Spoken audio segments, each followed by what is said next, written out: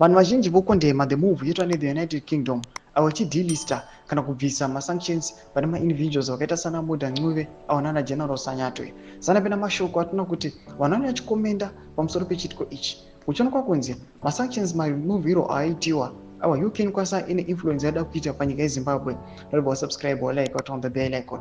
Tipina pana pamzimba anotanga kudanyira chiti Sanyatwe became a controversial figure following the post-election violence of 1 August 2018 when he ordered soldiers under his command to open fire on civilians protesting delays in the release of presidential election results. 6 unarmed civilians were killed in central Harare during the crackdown, sparking widespread international condemnation.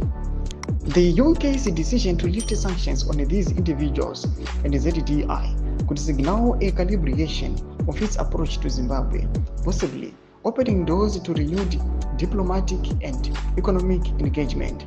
However, critics warn that removing punitive measures without significant reforms risk legitimizing a culture of impunity.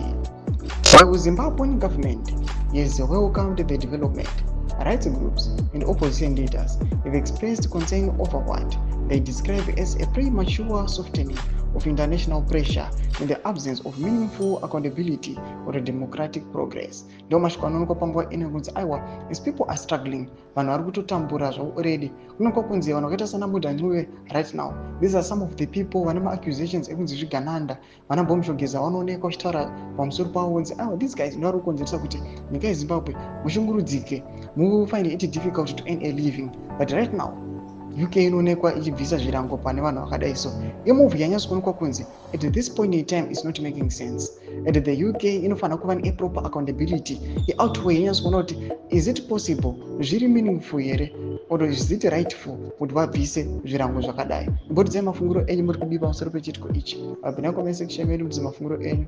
So subscribe or like, turn on the bell icon.